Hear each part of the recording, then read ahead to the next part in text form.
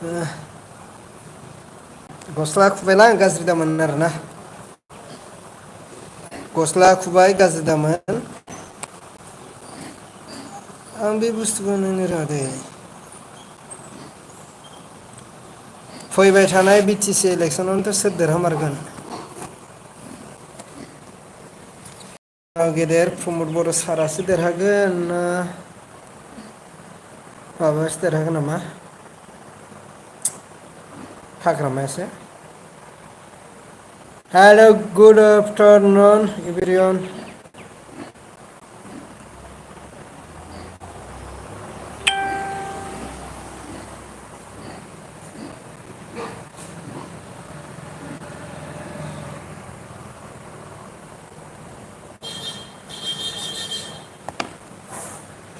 Hello मानगोनां रायजो राजा आरो लोगो नोंथांमोन फैबाय थानाय बि टि सि इलेक्सनाव सोर देरहागोन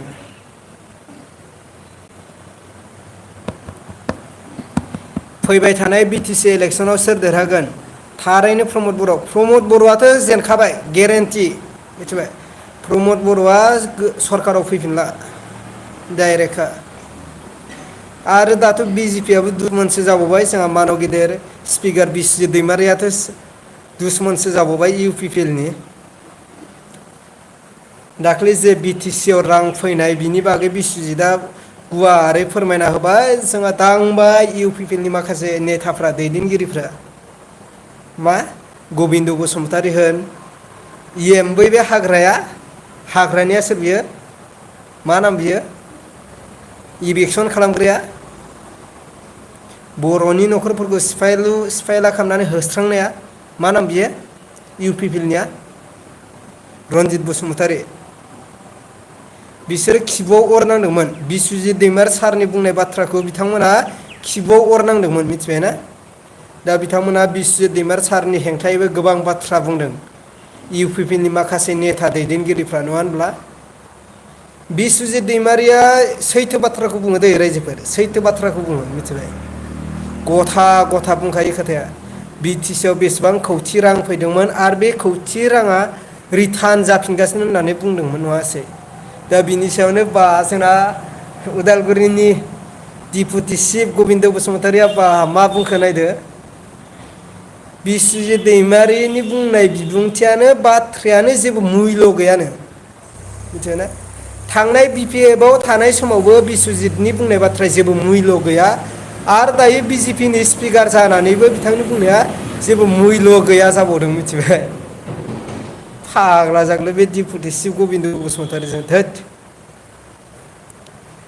खिबुआव अर नांगासिनो मिथिबायना ओइ नेताफ्रा मिथिबायना दायो सरकाराव जायफ्रा दं मानो होनोब्ला फैबाय थानाय बि टि सि इलेक्सनाव जेनखासिगोन इउ पि पि एल आ जेनखासिगोन जोंहा डक्टर अनजलि दैमारि मेमजों दैदेनजानाय गोदान हानजा ए पि बि बेबो थांगोन ए पि बि आ सरकार दानो हायाब्लाबो एलायन्सआव दागोन बे गेरेन्टि मिथिबायना एलायन्सआव दागोन जोंहा ए पि बि हानजाया आरो लोगोसे बि पि एफ आथ' खाथां जानानै दङ दायो मिथिबाय सरकाराव फैगोना बि पि एफ आ खाथां जानानै दं जोंनि बि टि सि आव बि जे पि आथ' जायगा मोना बे जोंनि माबायाव बि टि सि आव जायगा मोना बि जे पि खौ जेसां हायो बोख्लायनांगौ मिथिबायना रायजोफोर जोंनि बर' रायजो राजाफ्रा आरोना दिनै गुबुन जाथिफ्रानो दिनै बि जे पि नि हेंथायै गोबां धरना होगासिनो गोबां सोमावसारगासिनो दा जोंनि बर'फ्राबो बि जे पि खौ जायगा होनाङा जोंनि बि टि सि आव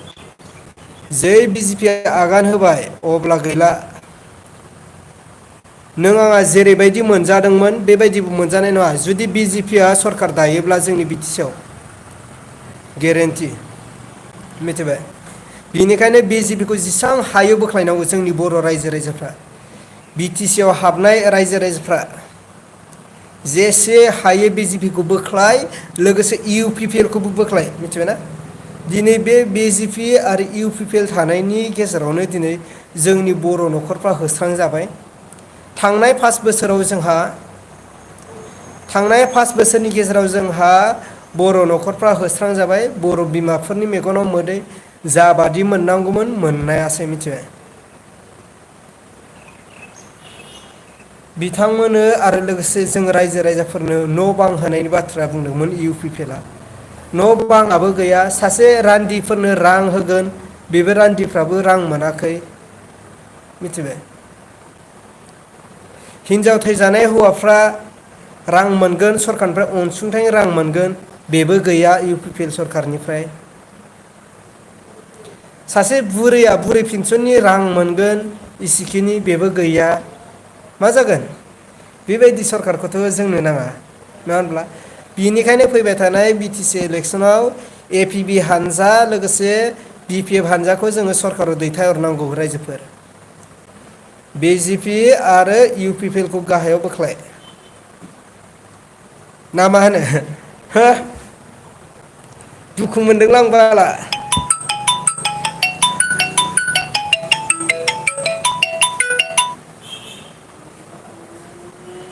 दुखु मोनदों आं, मिथिबायना? मानो दुखु मोना जानो? थांनाय BTR इलेक्सनाव जों बयबो सेंग्रा सिख्लायानो होन, सोरबा गांसो गोरलै गथ' गथ' देरफुनाय होन, बोराय बुरैसा, जायफोरनि आखायाव भटार कार्ड दङ, जों बयबो UPPLनो भटखौ होदोंमोन, नङासै? UPPLनो भटखौ होदोंमोन जों। मोनफा मोनफा भट होनानै जोङो देरहादोंमोन। आंनि न'खराव 7 परियाल दं। बे 7 परियाला UPPLआवनो भटखौ होदोंमोन। नाथाय मा मोनखो बिनि बागै? मोनबा भटनि बेसेन गोसानि बागै दिनै जोंनि न'खरफ्रा मा मोनखो UPPLनिफ्राय? सोरबा बुंनो हागोन? जेबो मोनाखै। मिथिबाय? जेबो मोनाखै UPPLनिफ्राय। चक्लेट गरसेखौनो मोनजायाखै। आरो न' बां आरो रां फैसा मोननायाथ' गोजाननि बाथ्रा, मिथिबाय? UPPLनिफ्राय रां खावरि बा सोरबाबा दुखिया न'खरफ्रा न' बां मोनगोना, बे आसा दाखालाम, मिथिबाय? नोंथाङा जुदि आथोना दामि चक्लेट गरसेखौनो मोनजायाखैब्ला सरकारनिफ्राय, आरो न'आव 2 लाख थांगोन जोंहा। 2 लाखनि न'खौ बोरै होनो? आथोना दामि चक्लेट गरसेखौनो होनो हायाखै UPPL सरकारा। अब्ला नोंथांनो बोरै न'खौ होलायखो? 2 लाख मोनसे न' लुनांगौआ, मिथिबाय? सरकारि न' मोनसे लुनांगौआ 2 लाख खरसा थांगोन। आरो बे 2 लाखखौ बोरै होनो? जों आथोना दामि चक्लेट गरसेखौनो मोनजायाखै जों भट होग्राफ्रा। अब्ला बोरै नोंथाङा 2 लाखनि न' मोननो हागोन? नैबे बाथ्राया साननांगोन रायजोफोर। बिनिखायनो फैबाय थानाय BTC इलेक्सनाव जोङो एसे सानै हयै मोजाङै भटखौ होनांगोन। APB हानजा दं, हाग्रामा महिलारि दं, बिसोरनो हो भट। आरो जायफ्रा UPPLआव होयो, होबाय था। मानो होनोब्ला UPPLआबो जोंनिनो बर'नि दैदेनगिरि। दा बाथ्राया बेसो, जोङो नुफेराखैमोन, जों खोनाफेराखैमोन, माथ्र' खोमाजोंल' खोनाबोदोंमोन आवगायाव जाबोनायखौ। नैबे खोनाजों खोनादोंल', नुवाखैमोन जोंनि मेगनजों। नाथाय नैबे थांनाय 5 बोसोराव जेब्लानाखि UPPLआ सरकार फैदों, गेजेर खन्द'आव लोगो लोगो इलेक्सन जादों। आरो बे इलेक्सना सोरनि गेजेराव जादों? नों आं जोंनि बर' रायजो राजाफोरनि गेजेरावनो दिनै इलेक्सनखौ खालामदों। आरो बे इलेक्सनखौ सोर खालामदों? जोंनिनो बर'नि दैदेनगिरियानो दिनै जोंनि बर'खौनो होस्रांदों। आरो थांनाय साननैसो गरम, दाबो गरम, आदानि कम्पानि 3000निबो बारा हा। बे हाखौ सोरनिफ्राय सेख'दों? जोंनिनो, नों आंनिनो बर' मानसिनि हाखौनो दिनै सेख'दों UPPL सरकारा आदानि कम्पानिनो, मिथिबाय? गुबुन जाथिनिखौ जोङो जेबो खालामनो हायाखै सरकारा, मिथिबायना? जेबो खालामनो हायाखै गुबुन हारिफोरनि हाखौ। नाथाय जोंनि BTC सरकारा बे थांनाय 5 बोसोराव, बे जाफुबाय थानाय 5 बोसोराव जोंनि बर' न'खरफोरखौ, जोंनि बर' बिमा बिफाफोरखौ, जोंनि लाइमोन सेंग्रा सिख्लाफोरनि लाइफखौ बरबाद खालामदों। गेरेन्टि होना। दुखु मोनदों लोगोफोर। आंनि बे इउटुब चेनेलाव आं पस्ट खालामनाय दङ, थांनाय BTC इलेक्सनाव आङो UPPLनो भट होदोंमोन। देग्लाय आङो होगोन ना होआ जागासिनो, मिथिबाय? मानो आं भट होदोंमोन? जोंहा मानव गेदेर प्रमद बर' सारजों लोगोसे माखासे दैदेनगिरिफ्रा गोबां मोजां मोजां बाथ्रा बुंलांदोंमोन। आरो बेखौ जों लुबैयाखैदि साख्रिखौ जों लुबैयाखै। सोरबा बिमा बुरै, सोरबा गामियाव थानाय बोराय बुरैफ्रा माबा मोनसे मोन्थों होननानै जोङो सरकारखौ दैथायहरदोंमोन। नाथाय बिनि उल्थायै जोंहा थांनाय बे 5 बोसोरनि गेजेराव जोंनि बुरै बोराय आबै आबौमोनखौ होस्रांदोंसो। बिसोरनि मेगनाव मोदै आरो थांनाय नै आदानि कम्पानिनि लुनायाव सासे बोरायखौहाय पुलिसा बोरै नाख्रांदों। जोंनि सरकार थासेयाव दिनै बैसोर बायदि पुलिसा जोंनि बर' आबौ आबैमोनखौ मानो आखाइ होनो मोनखो, मानो नाख्रां नास्रि खालामनो मोनखो? सरकाराबो जोंनि सरकारानो दङ, जोंनि मानसियानो दङ नङा होनब्ला जोंनि बिटिसिआव। जुदि बिटिसिआव जोंनि सरकार गैयामोनब्ला, जोंनि दैदेनगिरि गैयामोनब्ला बेखौ आं जेबो बुङामोन। नाथाय सरकारावबो जोंनि मानसियानो दङ, जोंनि दैदेनगिरियानो दङ। मिथिबाय? मा खालामनो? आङो सानदों फैबाय थानाय बिटिसि इलेक्सनाव सोरनो भटखौ होगोन। बिजेपिनो आं भटखौ होखाया, गेरेन्टि। स' जायफोरा बिटिसि ओनसोलाव थानाय रायजो राजाफोर नोंथांमोनखौ आं खावलायगोन, नोंथांमोना बिजेपिआव जोंनि बर' मानसिफ्रा दंहैयोब्ला नोंथांमोना बिजेपि दोलोनिफ्राय ओंखारबोनानै जोंनि बर' हारिनि मोनथाम पलिटिकेल हानजा दङ, बे मोनथाम पलिटिकेल हानजायाव जगदान जानानै नोंथांमोना भटखौ हो। आरो बै दैदेनगिरिफोरखौ आं खावलायदों, इउ पि पि एल नि दैदेनगिरि, बि पि एफ नि दैदेनगिरि, ए पि पि नि दैदेनगिरि, बिथांमोना खौसे जानानै इलेक्सनखौ गेले। निस्सय जोंनि बर' हारिया जौगागोन।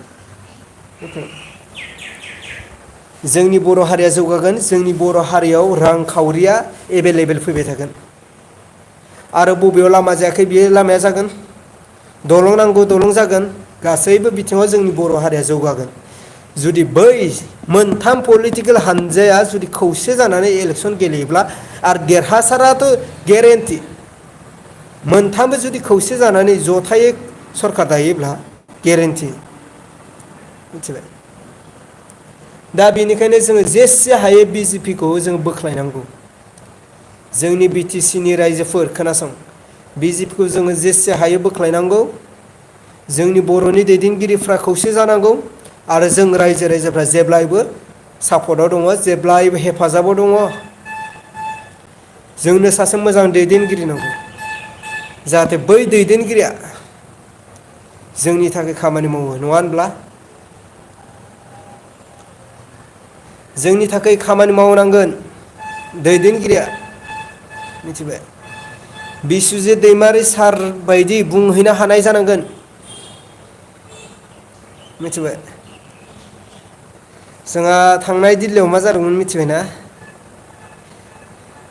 जोंहा बर'नि सासे एमपि ना मा दंहैयो जोंहा जयन्त ना? जयन्तआ मा बाथ्रा बुंहैखो? जेबो बाथ्रा बुंहैनो हायाखै। मिथिबाय? जोंहा बि पि एफ निफ्राय देरहानानै थांनाय बिस्वजित दैमारि सारा बै समाव एमपि जाहैनाय समाव मा बुंदोंमोन? एन डि बि नि बागै आरो लोगोसे जोंनि नर्थ इस्टआव थानाय अग्रपन्थिफोरनि बागै गोबां बाथ्रा बुंहैदों आरो बिथांनि बाथ्राखौ सोमोनांदों। मिथिबाय? दिल्लीयाव सोमोनांदों, बिस्वजितनि बुंनाय बाथ्राफोरखौ सोमोनांदों गुबुन हारिफ्रा। जेब्लानाखि बिस्वजित दैमारि सारा बि पि एफ निफ्राय देरहानानै एमपि जाहैनो हादोंमोन, सोमोनांदों बै गुबुन जायगानि मानसिफ्रा। मिथिबाय? मानो सोमोनांखो? जोंहा बिस्वजित दैमारि सारा रोखा रोखा अग्रपन्थिफोरनि बागै बाथ्रा बुंदों, जोंनि एन डि बि नि बागै बाथ्रा बुंदों आरो नर्थ इस्टआव थानाय गासै रायजो राजाफोरनि थाखाय आरो जौगानायनि बाथ्रा बुंनायाव बै गुबुन हारिफ्रा गिनो गोनां जादों बिस्वजित दैमारि सारखौ। आरो बिथांमोना टारगेट खालामबाय बे समावनो। नोंथारगौ जोङो बिस्वजित दैमारि सारखौ जोङो जोंनि बिजेपि दोलोआव बोरै लाबोनो हागोन, बोरै लाबोनो हाया बेखौ सिन्था खालामनो हमबाय बिजेपि दोलोआव। मिथिबाय? सावरायनो हमबाय बिजेपिया। मिथिबाय? बिजेपि हानजाया सावरायनो हमबाय बिस्वजित दैमारिनि बागै, जे थारैनो बेयो एमपि आव थाबाय थायोब्ला जोंनि बिजेपि दोलोआ मा जागोन? जोंनि नर्थ इस्टआवनो थानाय नङा, जोंनि आसामावनो थानाय नङा बिजेपिया। बे बाथ्राखौ साननो हमबाय बिजेपि दोलोआ बिस्वजित दैमारि सारनि बुंनाय बाथ्राखौ खोनानानै। अब्ला बिथांमोना सावरायनानै बिस्वजित दैमारि सारखौ मा खालामखो? रांनि थफ्ला होनानै, गारि होनानै बिथांखौ गावसिनियाव बोनानै लांबाय। आरो गमामायैनो बिस्वजित दैमारि सारा दिनै आसामनि स्पिकार जाहैनो हाबाय बिजेपि दोलोनिफ्राय। मिथिबाय? आरो बे स्पिकार जानानै दिनै बर'नि थाखायनो गोबां खामानि मावगासिनो। मिथिबायना?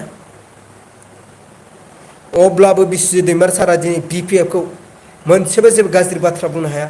मानो BPF आ गोबां खामानि मावदों आरो बिस्वजित दैमारि सारा BPF आवनो थानानै रायजो राजाफोरनि थाखाय गोबां गिदिर गिदिर खामानि मावदों। बिनि थाखाय दिनै बिस्वजित दैमारि सारा BPF खौ बा हाग्रामा महिलारि सारखौ जेबो बाथ्रा बुङा आरो मान आरो सनमान होयो दासिमबो मिथिबाय। जा थांनाय साननैसो सिगां बा साननै सिगां BTC आव दानि सरखाराव फैनाय रांनि बागै बिस्वजित दैमारि सारा बाथ्रा बुंदोंमोन।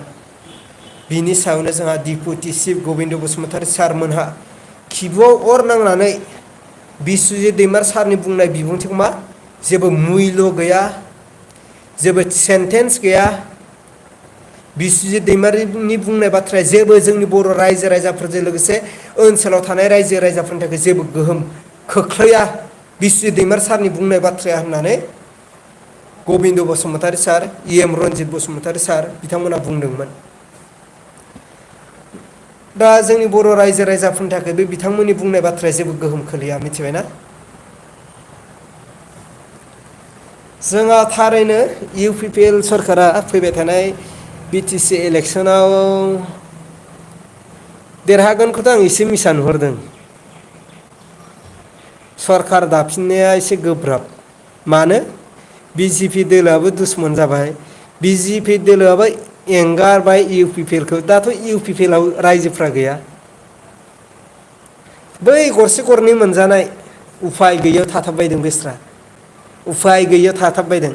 आरो बै रायजो राजाफ्रा माखासे रायजो राजाफ्रा दिनै गावनि न'खरनि बंस'फ्रा दैदेनगिरि जाहैनायलाय दा बिथांमोननि बाथ्राखौ दाननो हायैयाव दिनै UPPL आव थागासिनो मिथिबाय रायजो राजाफ्रा। अब्ला बिथांमोननि रायजो राजाफ्रा दिनै UPPL आव भटखौ होआ। BPF हानजा APB हानजा बेवहाय भटखौ होफैगोन मिथिबाय। नामावल'सो UPPL आव आंबो दङ मिथिबाय। भटआ आंनिया गुबुनाव बेबायदि जानानै दं आरोना UPPL आव मिथिबाय। UPPL आव बेबायदि जानानै दङ। नामावसो आङो UPPL आव जगदान जादों, नाथाय आंनि भटआ गुबुनावसो। बिनिखायनो जोङो सिन्था गैया मिथिबाय। एबाराव गोदान सरकार दागोन APB हानजा हय BPF हानजा बिसोर मोननैनि दोलोनि गेजेराव BTC आव सरकार दागोन मिथिबाय। दिनै प्रमद बर' सारा गोबां मोजां खामानि मावदों। अब्लाबो रायजो राजाफोरनि हेंथायै खामानि मावब्लालाय सोर रायजोआथ' मोजां मोनो नङा होनब्ला। गिबियाव रायजो राजानि थाखाय मोजां खामानि माव, अब्लासो जेब्लायबो देरहागोन। जेरैबायदि हाग्रामा महिलारिया 17 बोसोराव खामानि मावदोंमोन, बिथाङा 10 बोसोरखौ देरहानो हादोंमोन। नाथाय UPPL आ 5 बोसोरावनो जिरायना थाफिननांसिगोन नामा? बै समावहाय हाग्रामा महिलारिया 5 बोसोर सरकार दाजेनायावनो रायजो राजाफोरनि थाखाय मोजां खामानि मावदोंमोन जानो हागौ। बिनि थाखायनो हाग्रामाखौ गोजौ दैथाय हरबाय थादोंमोन, सरकाराव दैथाय हरबाय थादोंमोन।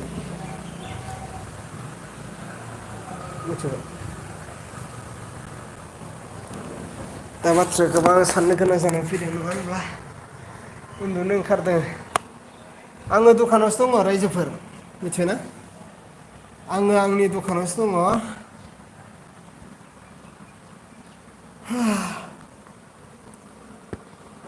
आङो बिजनेस खालामो लोगोफोर। नानि बिजनेस नोंथांमोना नायबानो जाबाय।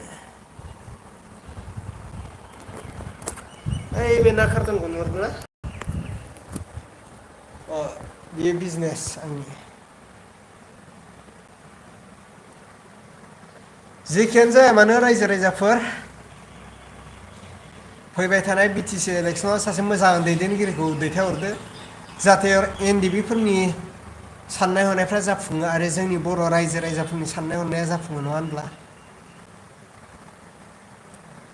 जोङो बोख्लायनांगोन BJP दोलोखौ जोङो BTC आव आउट खालामनांगोन। BJP सरकारखौ जोङो BTC आव आउट खालामनांगोन, नङाब्ला जोङो खैफोदाव दङ रायजोफोर।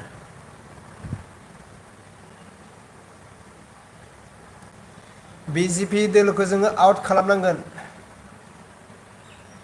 जोंनि बर' हारिनिनो मोनथाम दैदेनगिरि आरो मोनथाम पलिटिकेल हानजा एपिबि हानजा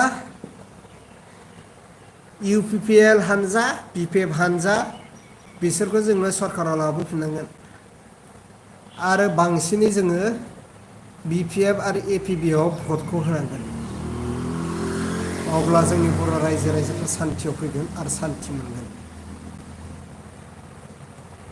अब्ला रायजोफोरा आं दिनै भिडिअखौ बेखिनियावनो फोजोब्बायलै गरमथार